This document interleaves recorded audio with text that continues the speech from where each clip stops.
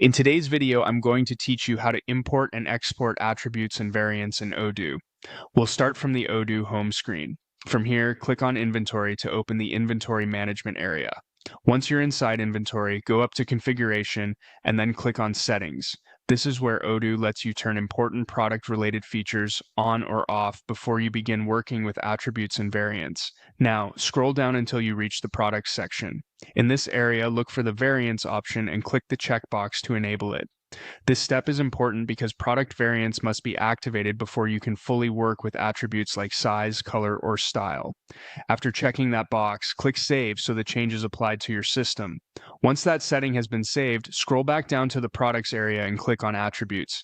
This will take you to the list of product attributes already available in your database. From here, you can handle both exporting existing attribute data and importing new or updated records. To export attributes, click on the Actions icon. When the menu appears, choose Export. This lets you download the attribute data, which can be useful if you want to review it in a spreadsheet, back it up, or edit it outside Odoo before bringing it back in later. Exporting first is often a smart idea because it gives you a sample of the format Odoo expects. Next, to begin the import process, click on the Actions icon again. This time, choose Import. You'll be taken to the import screen where Odoo allows you to upload your file. Click Upload and select the file you want to import. Make sure your file is prepared correctly so the fields can match what Odoo expects during the import.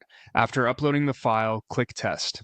This step helps you validate the data before anything is actually added or changed. It's a good habit to always run the test first because it can catch formatting issues, missing values, or field mismatches before the real import happens.